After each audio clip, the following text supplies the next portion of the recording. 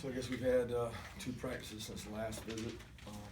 Monday went well. We did a little more than a normal Monday since they weren't coming off a game. And then today we did a normal Tuesday. Got after it pretty good. It's good weather, good intensity, I thought.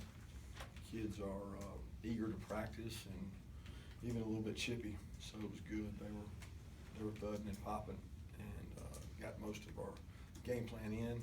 We'll brush and polish it up tonight, and then finish it up the rest of the week. So the kids really are excited, and I am too, because I think it's a great rivalry game, great opportunity for us, and kids are hungry and ready to play. Good. Kind of unseasonably warm out there, which is probably good, I guess, if you look. That was warm. Yeah, it felt It good. felt awesome.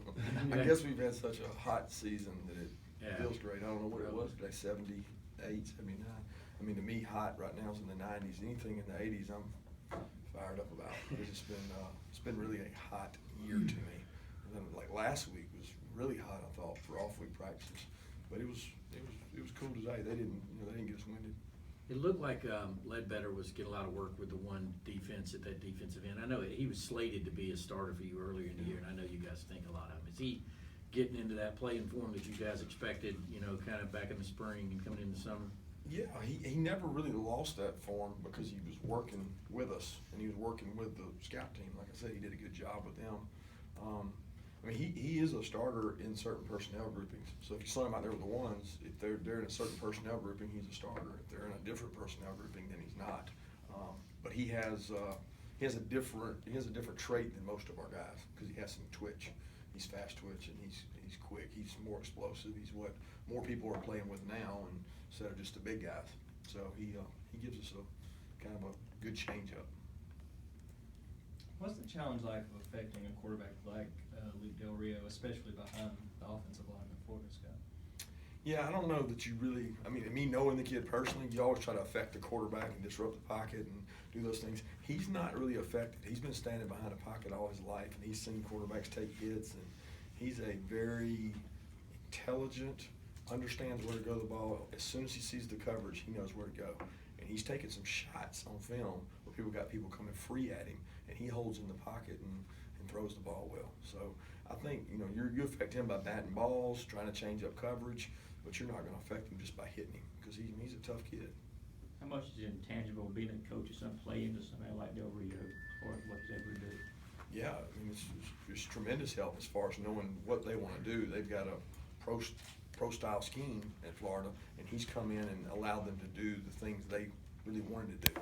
I mean, what Nuss and Jim did at Alabama is more what Luke's able to do for them as far as executing him, putting him in the right plays, making decisions with the ball, and he throws a really good deep ball. And I'll tell you that the threats they've gotten at wideout have improved. Each year they've added another good receiver, so now they've got a core of really good receivers. Kirby, your approach with the team since the last game, have you been trying to be particularly positive when heading into this game? Yeah, I mean, but to be honest with you, Mark, I try to be positive anytime I think they need the positivity. I think that if they ever think they've arrived, which we obviously have not done that, that's when you've got to really stay on hard. But I'm ultimately being positive with them, because I want them to see the good in some of the things they've done and correct the bad. But yeah, that's where we're at right now, emotionally.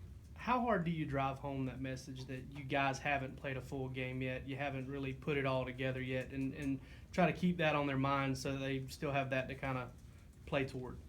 I think whether you win every game or you lose every game, you're still searching for the perfect game. And I honestly think that's the case. It doesn't matter. No team plays the perfect game. So if you ever think that you're perfect, you're sadly mistaken. So our guys certainly don't think that, and we've had some glaring mistakes, and we've worked hard at correcting those. As long as they're positive about the constructive criticism they get, and they're in the coach me coach mode, then I'm pleased with it. When they lose that and they get negative, that's when it gets tough. Kirby, you hadn't lost this many games in the season, in a long time. How are you dealing with that?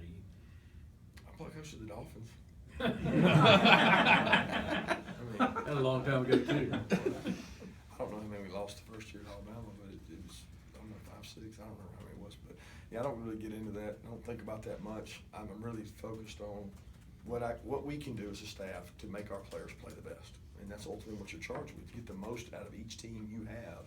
And you gotta feel good if you're getting the most out of your team. And right now, we're not getting the most out of this team, so that's the frustrating part for me. It's not a record, it's, are we getting the most out of this team? It doesn't gnaw on you a little bit, just losing? I'm a competitor, you hate that, but again, if I let that affect me, Chip, then that's not the be all and end all. It's not the goal I'm trying to achieve. I wanna get the most out of this team we can. So again, I've gotta do everything to do that, put my willpower and energy into that. If you waste energy worrying about the other stuff, you're wasting time. I mean, it's really wasted energy.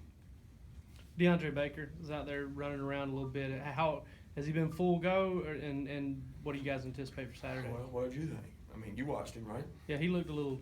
I mean, he's out there moving around, but he looks like he's still favoring it a little bit. He's full go, it's in like he can go as full as he can, but I wouldn't say that he's 100%. No, we're hoping he continues to improve, and we've GPS monitored him so we don't run him down, you know, because he went from not doing anything to just jumping back in there. But I would not say that he was 100%, but I do think that he's gonna be able to play.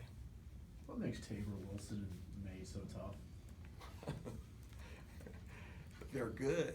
I mean, they got long arms. They got great physicality. They're unbelievably confident. I mean, those guys don't think that anybody can beat them. Now, whether they can or not is yet to be determined. And they got a short memory. You know, you think about the plays that some of them have given up. They don't think about that. You know, they sat there and played with Hargraves for however many years, and it's a moxie, the confidence that they've got. But they've got some good traits too. When you start talking about 6'1", really long arms, and good feet, they're good players. You know, they played good for a while. So. Do you think Tate Crowder will be helping you guys at inside linebacker, and do you think any of those three guys that played in these spots in practice will travel to this game? I'm not sure on the travel part. We hadn't made that final yet, so they may or may not. But when you say will Tate help us at inside linebacker, are you talking about this week, or are you talking about in the future? Well, I guess he's kind of just a depth guy at this point, right? Right. I mean, he's not a starter. I mean, Yeah. he can't just walk over there and learn all the stuff we do. So Right. he has been a pleasant surprise, I would say, with the physicality part and work ethic. And I think he's got a shot, but not like this game or anything. Right. I don't think that's the case. But I mean, for a 230-pound, 6'2" guy, I mean, shoot, he's a pretty good athlete. You got to see him, I mean, LSU on a yearly basis when you were at Alabama, but does Florida just kind of seem like that program that just another year, somebody else is pretty good out of that position group?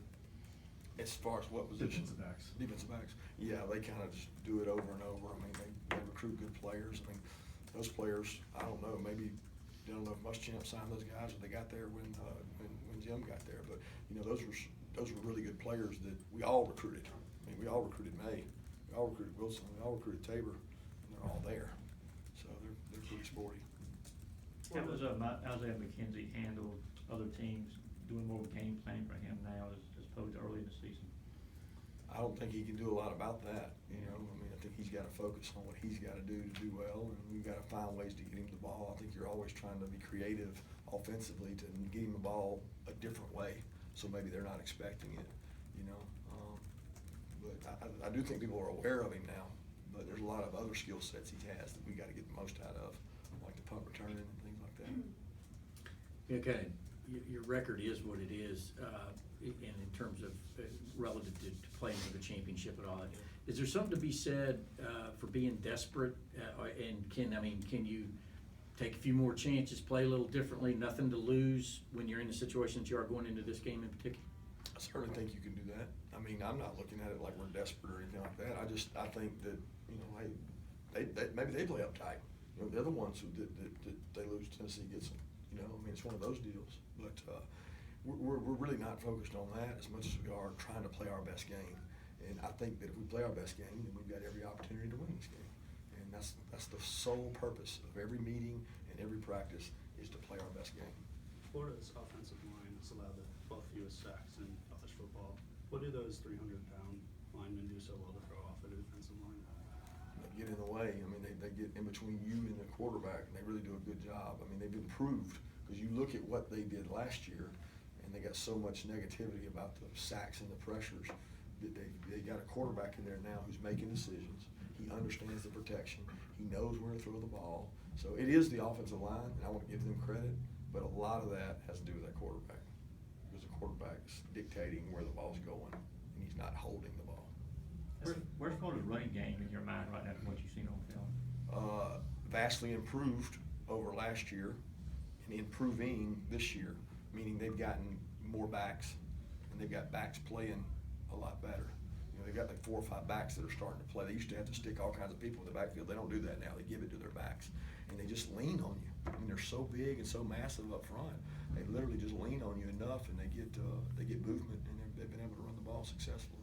2 more questions. As far as affecting the quarterback, do you feel like your defense has made improvements in that area? Yeah, but I'll feel a lot better if they're able to affect this group with the protection they got than over the last 2. So, you know, we'll find out. It will certainly be more of a challenge, because I think when you face a protection-oriented team, you got to be careful, because if that's your be-all and end-all, and that's all they think about, you're going to expose some guys, you know, outside. So you got to be sure that that's what you want to do when you start trying to affect it. Players yesterday talked about how this game obviously gets real chippy sometimes. Is that something you speak to them about, not to let their emotion get too? Oh, absolutely. Yeah. I've seen some of the most foolish penalties come up in this game. When I played, I watched it on TV, I coached in it. You can't let your pride get the best of you. And the team that does the best job of managing that usually gets an advantage. Because you get a 15-yarder here, 15-yarder there, it makes a huge difference. And we're preaching that to our guys. We're talking about it at practice. Because like today, they get chippy out there and you get a stupid penalty, it costs you in the game. Thank you.